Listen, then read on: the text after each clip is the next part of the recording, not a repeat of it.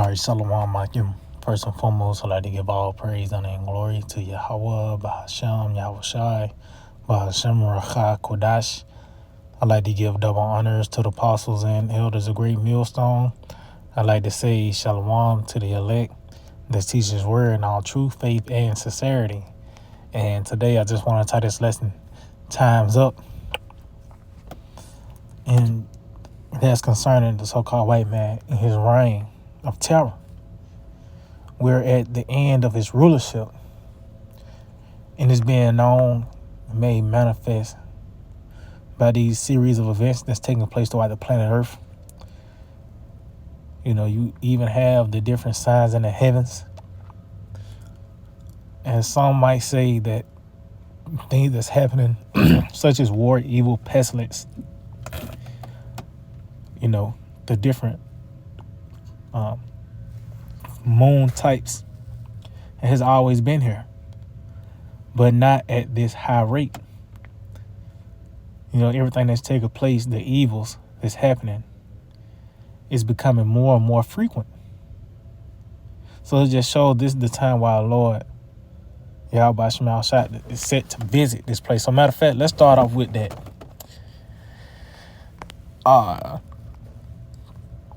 In the book of 2nd Esdras 16, and I start at verse 37, it reads, "Behold, the plagues draw nigh and are not slack." See? And now that, when it says nigh, or the scripture might say now, that wasn't, it was reserved for this time to be read. It makes a whole lot more sense when it says the plagues draw now than it did in a time of Ezra, man. You know, on the scripture talk about prophesy against Mount Seir. That makes a whole lot more sense now. Why? Because Esau is a mountain now. This man is has been exalted. He's in power. You know, and ultimately it tells you that the books was going to be open while this man's ruling, man. You know, it tells you that was it 2nd to 6th chapter, when the world shall begin to vanish away and the books shall be open. When you jump up on it, it talks about that world, the end of the world is going to be Esau, man. It says, "Behold, the plagues draw nigh and are not slack." I mean, it's not letting up. It's actually gaining more and more momentum. When you hear these certain evils to take place, for an example, going into that plague of the famine, we seeing that plan is getting more and more momentum, because it was point in time you would get reports of, a recall. There might be a chicken recall, a beef recall, you know. But now the report has intensified by the way of you getting news of just the whole warehouse burning down. So it's not slack, it's only increasing. And why is it? And this is all happening under the watch of the so-called white man, because this is the time the Lord is going to visit him. This is that time. It says, "As when a woman with child in the 9th month bringeth forth a son, with 2 or 3 hours of her birth, great pains compares her womb." See, so as you can see, pretty much, as we get closer and closer to this deliverance, it takes that pain, those contractions, it gets more and more frequent, and this pain. So these people are getting more and more uncomfortable. It's news out there now where, you know, people are cooking their food on candles and shit. You know, you got that eat or heat. That's a phrase. That's a saying. Let's show you that we in that time of trouble, man, as well. That we coming into that, this event. It says, "Which pains when the child cometh forth, they slack not a moment." See, so the return of our Lord is going to be a monumental one. And this is the build up to these series of events taking place throughout the planet Earth. You know? Like I said, at a high rate that is happening. It's not a every once in a while thing. You know, it's a different type of moon every month. You know, you seeing the heavenly bodies, you know, certain planets lining up. If not that, you see more and more chariot sightings. You know, as well as on the earth. It talks about the perplexity of men. You know? Well, all these things are increasing. This just shows us that where we at in this process of prophecy, we coming into the fullness of it. Which ultimately the result is that the so-called white man is said to be overthrown violently by the way of World War III. It says, verse 39, even so shall not the plagues be slack to come upon the earth. See? And the world shall mourn, and sorrow shall come upon it on every side. So it's not going to be no relief in sight. Our help is going to come from the hills, from on high. From Yahweh Shema Shai. It tells you that in the book of Revelation, the 3rd chapter. Our Lord Yahweh is going to keep us from the hour of temptation. So it's going to have to take divine intervention. You know, you got everything is in place for that, for miracles to take place. You know, this devil, his technology has increased. You know, his weaponry is pretty much being perfected. You know, this man got all these type of killer robots and mechanical dogs and drones and, you know, super soldiers. How fitting is that? Like I said, miracles. It makes even more sense now from the dangers, you know, that's here, man. Well, all this is a indicator to show everything that's taking place upon the planet Earth, and like I said, at a high rate that it is, shows us that the so-called white man time is up, man. You know, what's that in the book of I think that's Job 14 and verse 5 says, seeing his days are determined, the number of his months are with thee. See? So the Lord already got this man that this is the spiritual calendar where his day is marked. It tells you that in the book of Revelation, the 9th chapter, there's a certain hour, day, month, year when the third part of man is set to be slain. And that's going to take place by the way of World War III. This is going to ultimately cement this man's downfall. We're declaring it, you know, through the Spirit and power of Yahweh Shema Shai. The Lord has sent forth his man to declare, you know, to bring forth this decree. And ultimately, it tells you the Lord is going to execute his word, man. So when it is being brought forth, it's going to be executed, man. It said, thou has appointed his bounds that he cannot pass, see? And that's why you got the prophets out now, man. Why? Because ultimately it is to tell him that he's going down. What's that in Jeremiah 28? Jeremiah 28 and verse 8, the prophets that have been before me and before thee of old. See? So this is pretty much the legacy of the prophet, what the prophets always come in the spirit of. Prophesy both against, see? Against. So the Lord didn't send Moses down to give Pharaoh a pat on the back, man. No, he was set to prophesy against Pharaoh. Telling that ultimately it was a demand, you know, to let his people go, or else. And we seen the results.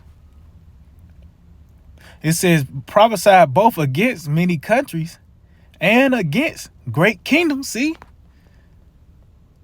Babylon the Great, that's why this is, hey man, it was a build up to, you know, this moment. Scripture talk about what was written aforetime, Renfire learning. And it also speaks of, you know, Sodom and Gomorrah being an example. Because America was a build, it was a prelude. I mean, these different kingdoms and empires that came before this place, such as Egypt.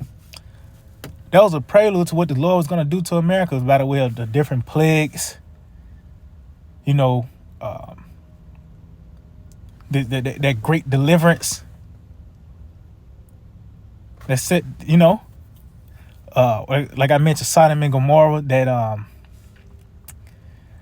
just the America pretty much have exceeded that lifestyle. Nineveh, you know, Babylon, Syria, you know, they uphold all these other kingdoms. So of course, you know, Egypt was a real place, and you had these different countries and great kings to arise. You had men to prophesy against them. They was doing certain, you know, these different countries and great kingdoms had certain purposes. They did certain acts. They had certain customs. But America's all that rolled into one. So of course the Lord gonna throw the kitchen sink at this place, man. It says of war and of evil and of pestilence, see? And that's why it talks about set our face against Mount Seir. We ain't got nothing to say good about Mount Seir. You know, the only thing we speak of is what's going to take place, you know, with this man in his kingdom is war, evil, and pestilence. Evil and only evil, man. That is set to take place.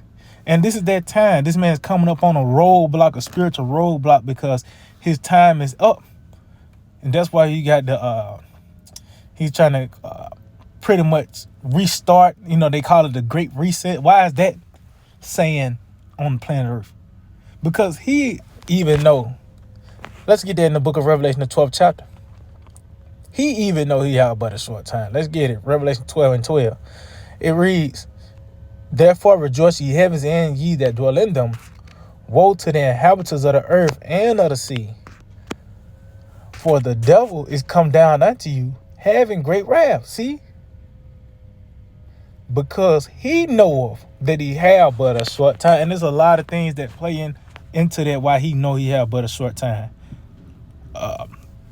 Number one, the raising up of Israel, man. You know, the Lord raised up the prophets. You seeing that exceeding great army. Tells you that when they see him, and they was they was with great fear when they saw us stand upon our feet. And we ain't just finna find now we woke up and we found we're gonna be an Israelite American. No, that's not the case. Pretty much telling this man off. You know, you got the different the signs in the heavens. You know, the different chariot sightings. His wisdom is drying up, is perishing. Which when you read Jeremiah, the 49th chapter, concerning Edom, this is the beginning stages of his downfall. This man will lose his wisdom. He's not able to run circles around the people as he once did. But at the end of the day, what's the results? What the conclusion that he came to? He know he got a short time, man. You know? And yeah, it is. Time is up for this devil, man. And that's why you're gonna see these draconian laws. This man got the Charagma lined up. It talks about Elon Musk was talking about he had the technology of the Neuralink. This war is brewing. You know, World War III is being brewed up and simmering. You know. But what the conclusion that he came to, he had but a short time. And also, like I said, he coming down with that great wrath because it tells you that in Isaiah the 45th chapter, the tokens of the liar is being frustrated, man. But that's going to lead to wrath. This man can't do what he once did because there's a block on him.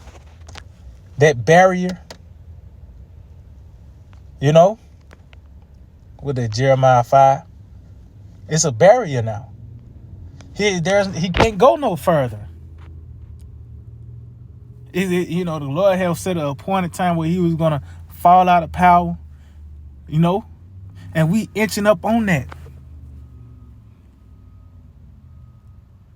Jeremiah 5:22, fear ye not me, said the Lord. Will ye not tremble at my presence? And the presence of the Lord in this realm is the prophets. You know, because 9 times out of 10, the prophets is coming to prophesy of evil, war, evil, and pestilence. When you read on 1 Samuel, the 16th chapter, it talks about when Samuel came into the city, the elders trembled and asked, is he coming in peace? Why is that? Because ultimately the prophets come not to give you scratch that ear, man. It's to warn you, man. It says, which have placed the sand for the bound of the sea by a perpetual decree, that it cannot pass it. See, this is that perpetual decree, man. Ain't no way you can override this. The law was going to be renewed within 20 years. No, this is a perpetual decree. The word of the Lord stands, man. It says, and though the ways thereof toss themselves, see, no matter how much you do to try to force your way through by your military might, your laws and legislation, your enchantments, yet can they not prevail, see. It's going to be in vain. It said, though they roar, see, that bitter cry. Because that's what it's going to be, a bitter cry from his draconian laws, his rhetoric. It says, yet can they not pass over it. See, why? Because his time is up. He have an appointed time to rule and an appointed time to leave. And we in that time when he's going to be at the door. Well, the occupants, if I may, of the house of bondage, because it tells you our captivity is almost up, and his rulership is almost up. When you go into Lazarus and the rich man, it said they both died, meaning that that time of our captivity is over with, and the time of this man's rulership is over with, and others are going to be trading places, as they say, to where the thrones of the princes, the proud princes, will be cast down, and the meek will be set in their stead. This is that time period that we in, man. The changing of the guard. So yeah, I might just hold it edifying. I like to give all praise, honor, and glory to Yahweh, by Hashem Yahushai, by Hashem Rachak Kodash. Double honors to the apostles and elders of Great Millstone. Shalom to the elect that teach the word in our true faith and sincerity. DTA, abide, soon, very soon.